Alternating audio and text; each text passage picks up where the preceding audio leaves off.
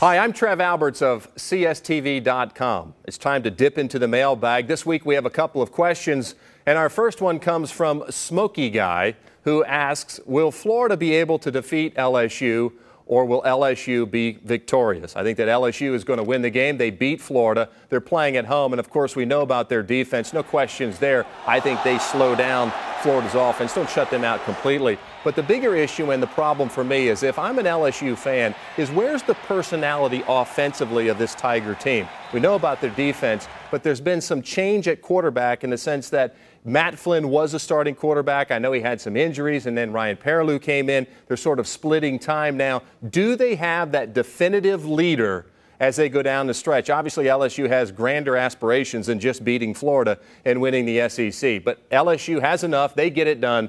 They beat Florida. Our second question is from J.N. from Maryland. It's a bit long.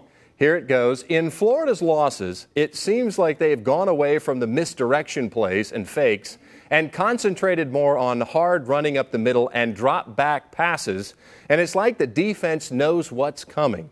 Why the change in the play calling? Why has the Gators offense all of a sudden gone from high-powered to broke and sputtering? Well, I would argue, JN, that it's not broke and sputtering. Tim Tebow continues to play awfully well. And it's interesting how fans get all upset and excited after one loss to Auburn. But I think Tommy Tuberville said it best when, he looked at this Florida offense, and it's not necessarily that they're one-dimensional in terms of run versus pass, but they have one-dimensional in terms of the player. You know defensively that Tim Tebow is the whole key to the offense. He had 19 carries in the loss to Auburn. I think that's really the problem with this offense at Florida and going down. When you play a team like LSU, who has the defense that they have, you have not established a consistent running game off the tackles with Moore or with someone else to take the pressure off of Tim Tebow. So if you're a defensive player, if you're both playing the defensive coordinator, obviously the focus is just on Tim Tebow. It's not broke. It can be fixed. I think that Florida simply needs to work on something other than the option of Tim Tebow running